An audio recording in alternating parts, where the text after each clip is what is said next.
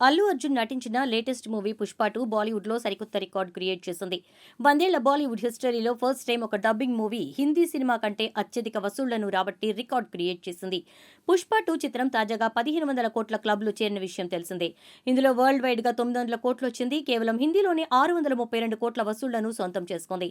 దీంతో first time 632 కోట్లు రాబట్టిన హిందీ చిత్రంగా పుష్ప 2 నిలిచింది. ఈ విషయాన్ని అఫీషియల్ గా అనౌన్స్ చేస్తూ చిత్ర బృందం ఓ పోస్టర్ ని రిలీజ్ చేశారు.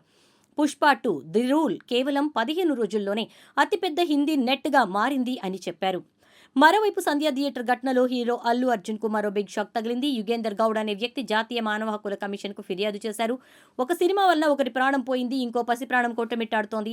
పోలీసులు రావద్దు అని చెప్పినా అల్లు అర్జున్ రావడం వల్లనే ఆమె ప్రాణం పోయింది, అందుకే వారిని వదిలేది లేదు అని ఆయన చెప్పుకొచ్చారు. పుష్ప 2 చిత్ర బృందంతో పాటు అల్లు అర్జున్ పై కూడా చర్యలు తీసుకోవాలని యుగేందర్ తన ఫిర్యాదులో పేర్కొన్నారు. ప్రచార మోజులో పడి ప్రజల ప్రాణాలు తీసిన వారిని ఊరికే వదలకూడదని యుగేందర్ చెప్పుకొచ్చాడు. ఇక బన్నీ ఇష్యూ ఢిల్లీ వరకు వెళ్ళింది. చూడాలి అల్లు అర్జున్ ఎలా డీల్ చేస్తాడో.